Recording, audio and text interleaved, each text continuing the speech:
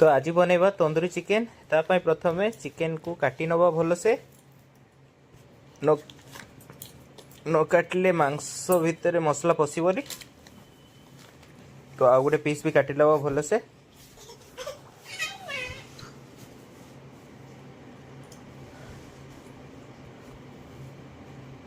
काटी सारा पर मैरिनेशन पे नेबू काटिबा।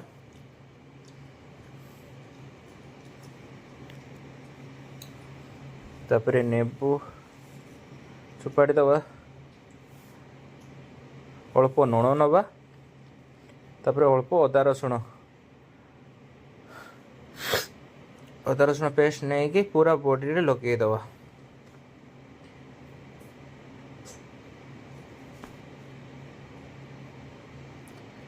भल से लगे दबा आ फ्रिज रे रखी दबा ओवरनाइट में मैरिनेशन पे।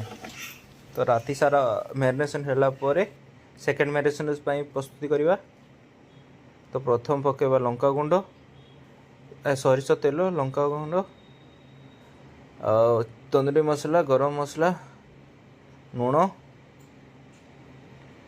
अदरक रसुण पेस्ट, अदा रसुण पेस्ट आ चीज को मैश करके पकेबा।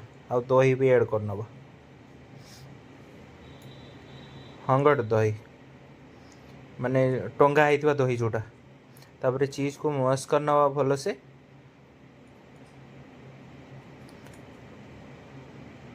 तो या को सब जिनिस को मिसई नवा भल से।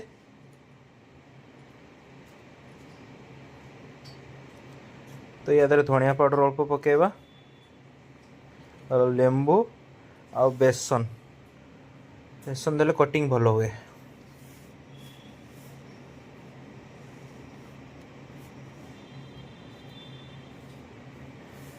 तो एगुड़ा को सब मिसई नवा। तो चिकेन ऊपर लगेबा, भल से चिकेन ऊपर लगेबा।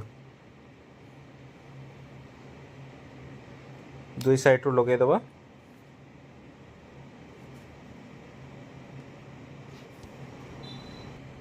तो भल से लगे दबा।